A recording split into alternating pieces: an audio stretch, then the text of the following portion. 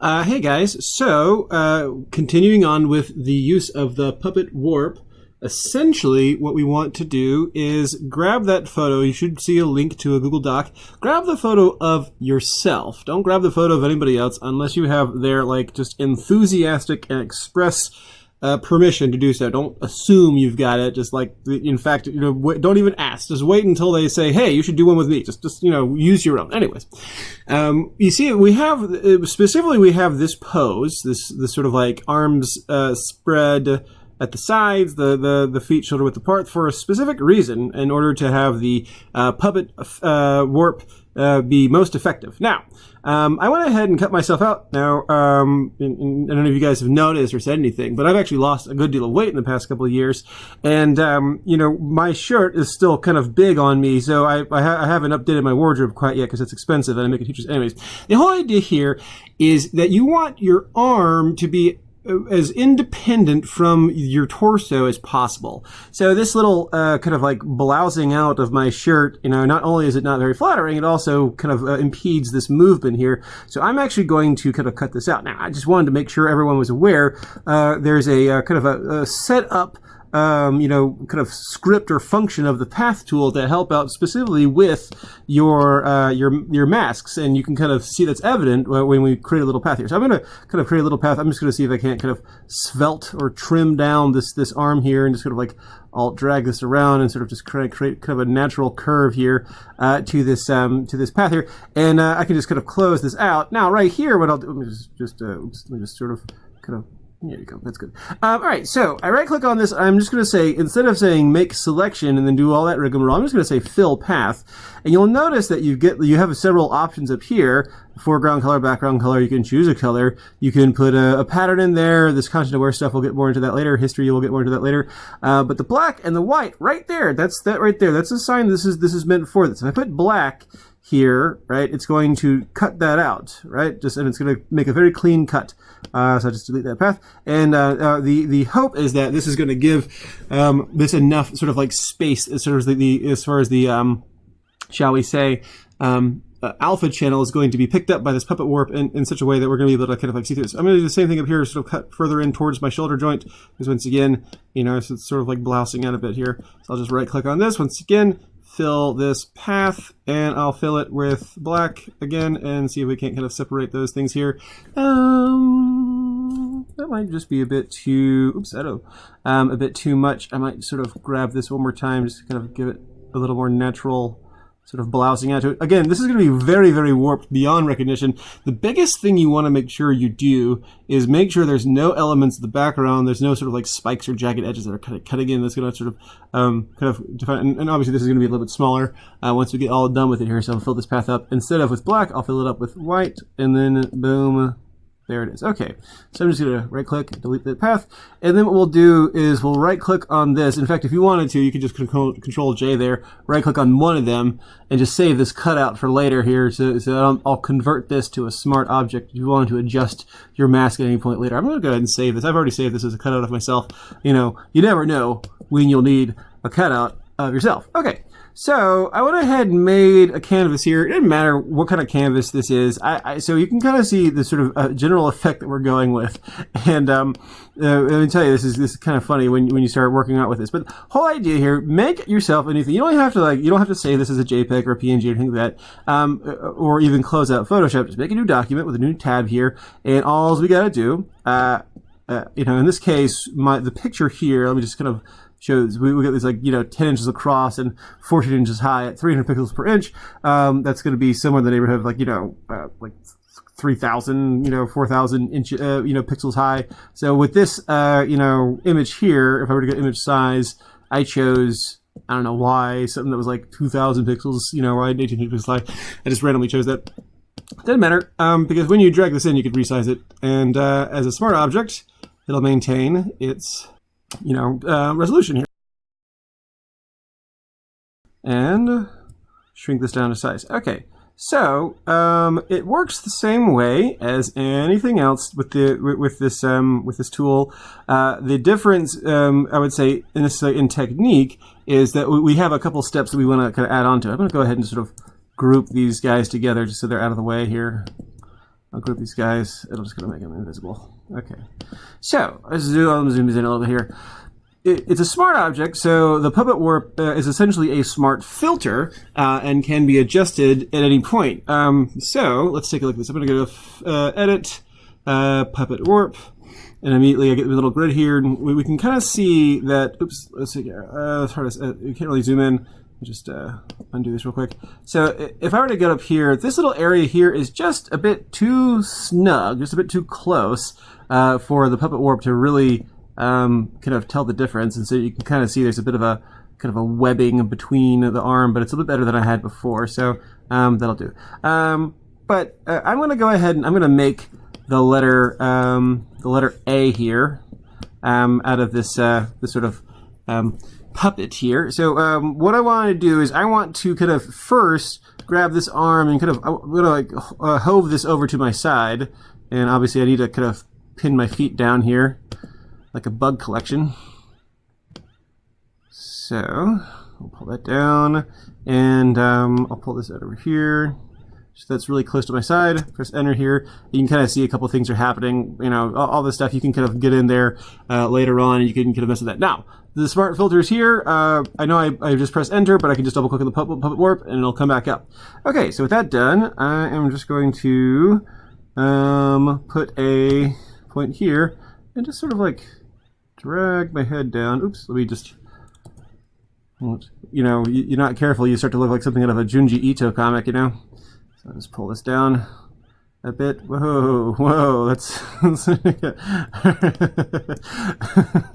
okay. Let me drag this down too. I might drag this foot in a bit. I might drag this down some, just to compress that a little bit. And just, you know, kind of keep smushing this down, and it's going to eventually look a bit. Oh my goodness, aliens bursting out of my chest. Okay, here we go. I'm gonna pause here for just a second. Let me just move this. Move this down like this. Okay, I'm gonna pause here for a second. I've gone so far, it's starting to be kind of hard to predict. So I'm gonna right click on this real quick, and I'm gonna rasterize this layer. And then I'm going to hit Puppet Warp again. I'll convert this to a smart object here.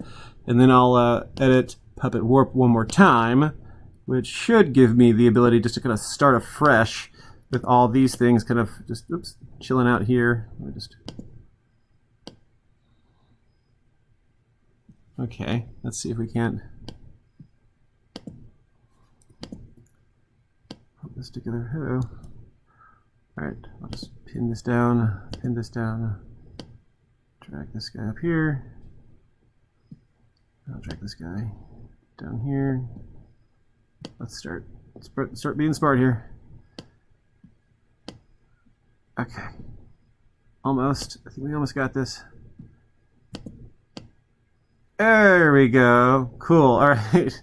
So the whole idea, once again, of like rasterizing your design before you apply the smart filter again is that once you rasterize it, those changes you've made become sort of an integral part of it and cease to be able to be warped any further. So once you get too many points, it starts to it starts to kind of like be difficult to kind of move these things around. Now, obviously, there's a lot of stretching going on. If it were me, you know, I would probably want it to be a little more proportional. So I could probably just do a couple of things like this. Maybe like kind of drag this up a little bit here, drag this back some.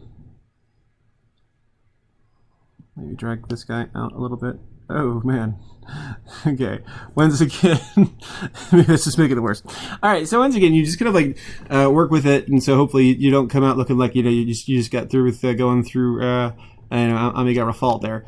Okay. So I'm gonna go ahead and just pull this back in, and what I'm gonna do here is I'm gonna just make a oops. One more time here. Drag this in. Drag it down to the canvas. And I'm gonna create the word ace here, and I'm gonna see if I can't make it look a little less, shall we say, so distorted that it's hard to see the features. But I'll speed through this, and you can kind of watch what I'm doing here. And I want just you don't have to say ace. You can do any 3 letters you like. Well, we'll kind of aim for 3 here. But remember, you can start yourself off by, say, for instance, creating, say, for instance, the letter C. The letter C here is at Puppet Warp, not paste. Puppet Warp. I want my arms, over my head. So I'll just grab my arms here, just sort of drag them over my head, and maybe sort of try to drag this. Okay, just put these down here, and then with all that, there you go. Okay, and sort of drag this up a little bit too. Oh man, I feel like this could be like, if you saw this not while you were doing it, it might be kind of frightening. Which, hey, it's Halloween, guys. All right, so I'll just drag this up. Goodness. All right, I'll drag this guy up here. Okay, all right. Okay, all right. Okay, cool. All right, so like I said before, I'm gonna sort of drag the hands together, and then kind of drag the arms together here. And then once I have enough points that it starts to be kind of like tedious in moving the whole thing around, I'm just gonna right click, and I'm going to rasterize the layer, and then we'll right click. Oh no, wait, what happened? I bet it. Oh good, okay, good, didn't cut off. Okay, right click on it. I'll convert to smart object, and then we'll try it one more time. Edit, Puppet Warp, and then we'll sort of just kind of bend these together like so. Here we go. We got the letter C. Okay, so I'll just kind of drag that in, and all right, and so you can just sort of create your own 3-letter word or phrase or whatever. At the very least, 3 letters. If you want to do more, you're welcome to do more.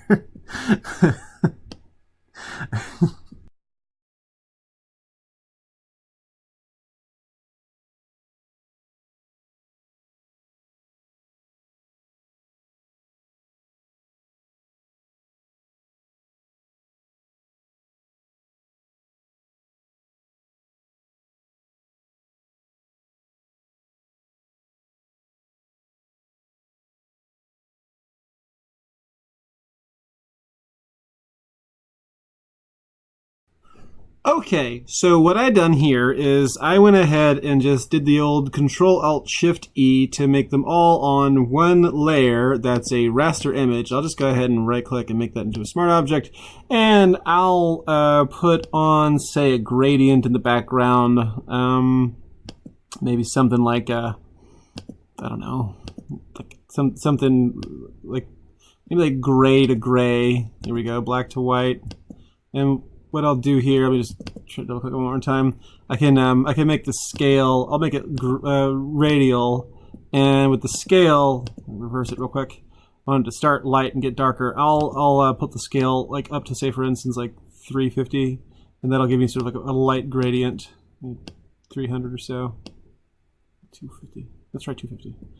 All right, that's nice. Okay, so and then I just we just want to make sure you're all aware of this filter here. This is a really useful filter. Is adding noise.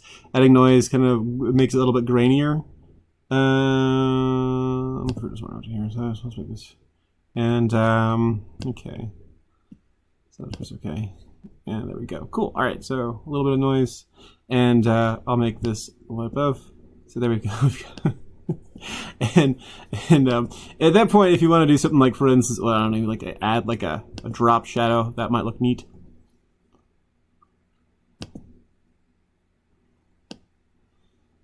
Okay, so we got that, and hey, what do you know? We've got little letters made out of you.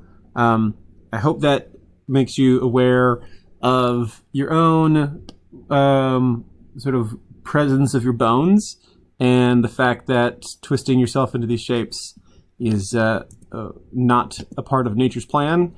So, cool. All right, can't wait to see you guys produce. See you in class.